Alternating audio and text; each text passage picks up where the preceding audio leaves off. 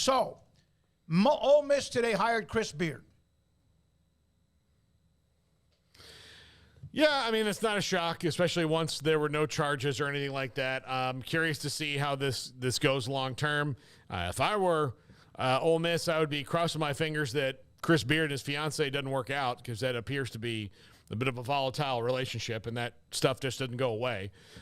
So, that's what I would be hoping for. But look, they don't mind a little noise at Ole Miss, and not that he's never done anything like this. He's just a bit of a loudmouth. They've got Lane Kiffin and Chris Beard in the same athletic department.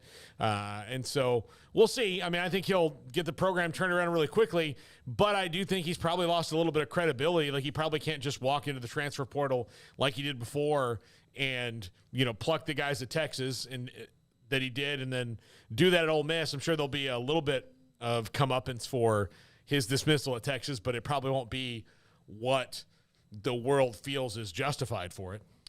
I don't really enjoy how we kind of just laugh and go, of course, the SEC, and just accept it that they go and pick up guys that otherwise we would have more of an issue with if they were getting picked up. I feel like there's a little bit of a pass given more so for them, because there's just this idea of like, well, it's the SEC, that's what they do. It's kind of like, no rules. It's, you point out this is the conference that is like the second chance spot, you know what I mean? And I think, from that standpoint, it's just kind of a funny thing to observe. It's like, oh yeah, of course that's where he headed, months removed, or just a couple months removed from this decision, but that's just sort of the way that it is now. But beyond that, the charges ended up being what they were, and they were dismissed, and he's not in any trouble, and his whatever she is now seems to that whole situation seems to have quieted down and appears okay, best as we know it to be. I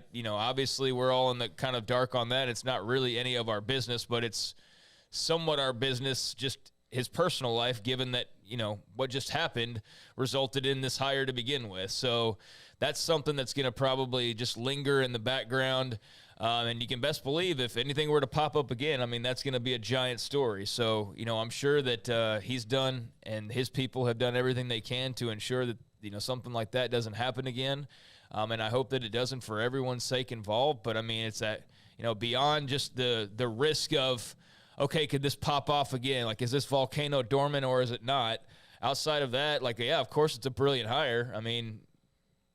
It's a it's a great hire for Ole Miss.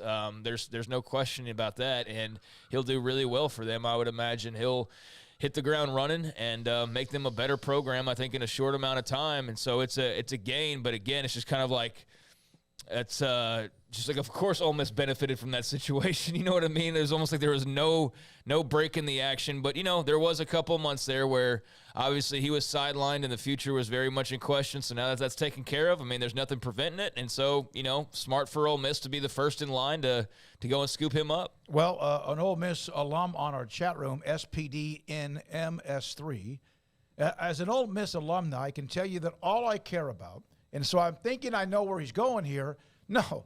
He said, all I care about is being entertained until the pitcher takes the mound, the defending national champions, of course, in baseball. And so the focus is on that at this particular time.